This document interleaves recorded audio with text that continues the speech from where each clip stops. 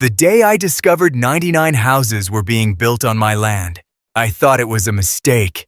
Then I saw the construction crews, the new roads, and the HOA signs proudly claiming ownership of property they never bought.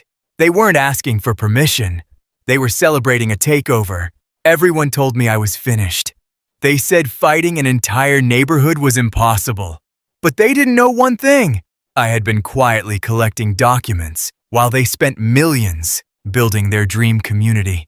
And when they finally opened the gates, I opened a folder that would destroy everything they built. I never imagined my quiet piece of land would become the center of the biggest neighborhood dispute in the county. For years, I owned that property, paid the taxes, and maintained every corner of it.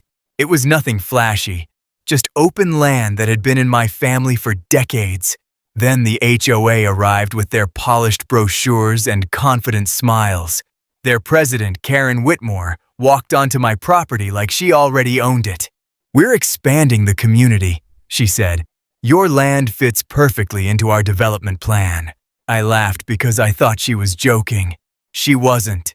A week later, I found survey markers planted in the ground. Then came construction crews, fences, and workers claiming they had approval. When I confronted them, Karen simply smiled and said, "You'll understand once everything is finished." That was the moment I realized this was never a misunderstanding. That was just the beginning. At first, I tried handling everything peacefully. I sent letters, made calls, and asked for the documents proving they had permission to build. Every time, Karen acted like I was the problem. "You're delaying progress," she said during one meeting. "Hundreds of families are counting on this community." The irony was almost funny. They were building a neighborhood while pretending the person who owned the land didn't exist. Then things got worse. The HOA started sending me notices demanding I stop interfering. They threatened fines, legal action, and even claimed I was trespassing on my own property. One morning, I found a massive construction sign planted near my driveway with the words, "Future home of Willow Creek Estates." My land had a name now, just not one I gave it. Neighbors moved in believing everything was legitimate. Some even thanked the HOA for creating value.